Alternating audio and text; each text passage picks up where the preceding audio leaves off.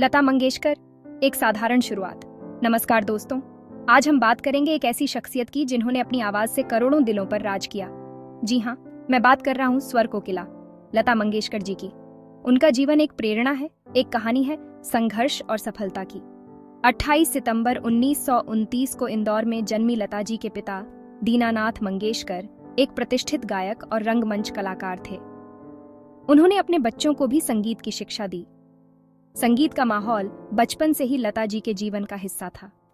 5 भाई बहनों में सबसे बड़ी लता जी ने महज 5 साल की उम्र में अपने पिता से संगीत की शिक्षा लेना शुरू कर दिया था। उनके पिता ही उनके पहले गुरु थे। उन्होंने लता जी को संगीत के मूल सिद्धांतों से अवगत कराया और उनकी प्रतिभा को निखारने में मदद की। लेकिन किस्मत को कुछ और ही मंजूर था।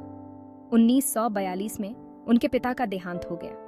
इस दुखद घटना ने लता जी को कम उम्र में ही परिवार की जिम्मेदारी उठाने पर मजबूर कर दिया।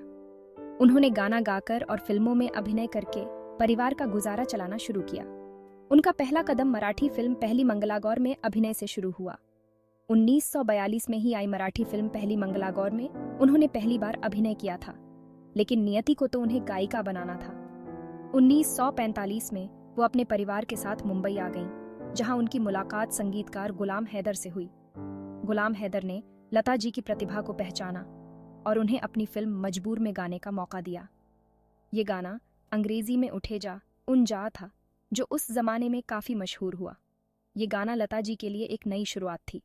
यहीं से शुरू हुआ लता जी का सफर, जिसने उन्हें भारतीय सिनेमा की सबसे बड़ी गायिका बना दिया। उन्होंने अपनी मेहनत और लगन से संगीत जगत में अपना एक अलग ही मुकाम बनाया। लता जी ने न सिर्फ हिंदी बल्कि अनेक भाषाओं में गाने गाए। उनकी आवाज हर दिल को छू गई और उन्होंने अपने गाने से हर किसी को प्रभावित किया। उन्होंने अपने जीवन में कई अवार्ड्स और सम्मान प्राप्त किए, जो उनकी प्रतिभा और मेहनत का प्रमाण है। उनका जीवन एक मिसाल है कि कैसे संघर्ष और मेहनत से सफलता हासिल की जा सकती है। आज भी लता जी की आवाज हमें प्रेरणा देती है और उनका जीवन हमें सिखाता है कि कैसे हर मुश्किल का सामना करके अपने सपनों को हिकी ईक्त में बदला जा सकता है। उनका सफर एक साधारण शुरुआत से लेकर एक महान गायिका बनने तक का है, जो हमेशा याद रहेगा। ये कहानी है लता मंगेशकर जी की, जिन्होंने अपनी आवाज से दुनिया को अपना दीवाना बना दिया।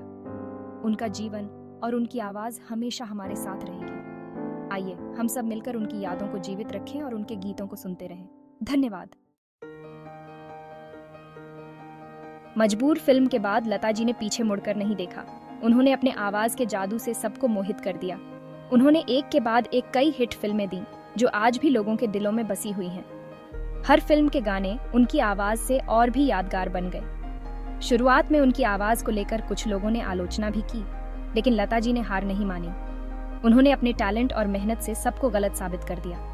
उन्होंने कड़ी मेहनत और लगन से अपनी आवाज को निखारा और जल्द ही वो फिल्म इंडस्ट्री की पसंदीदा गायिका बन गई। उनकी आवाज में एक अलग ही कशिश थी, जो सबको अपनी तरफ खींच लेती थी।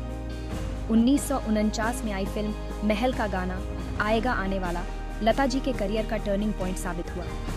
ये गाना उनकी पहचान बन गया। ये गाना उस जमाने का सबसे ज्यादा बजने वाला गाना बन गया और लता जी रातों रात स्टार बन गई। उनकी आवाज ने सबको अपना दीवाना बना दिया। इसके बाद उन्होंने कभी पीछे मुड़कर नहीं देखा। उन्होंने अपने गाने से हर किसी के दिल में अपनी जगह बना ली। उन्होंने उस दौर के सभी दिग्गज संगीतकारों जैसे अनिल बिस्वास, शंकर जयकिशन के साथ काम किया और अपने गाने से उन्हें भी प्रभावित किया। एस.डी.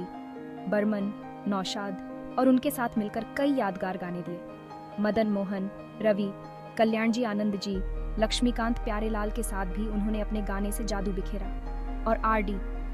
बर्मन के साथ काम किया और एक से बढ़कर एक हिट गाने गाए। उनकी आवाज हर गाने को एक नया रूप देती थी। उनकी आवाज में एक जादू था जो हर गाने में जान फूंक देता था। उन्होंने अपने गाने से हर किसी को अपना दीवाना बना दिया।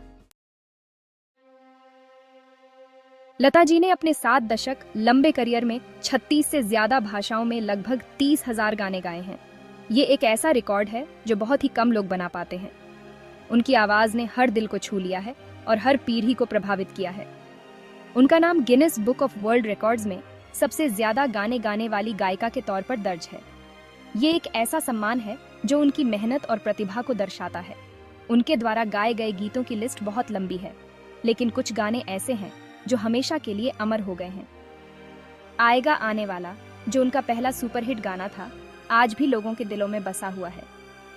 प्यार किया तो डरना क्या, अजीब दास्तां है ये, लग जा गले, ये गलियां ये चौबारा, मेरे महबूब कयामत होगी, चलो दिलदार चलो।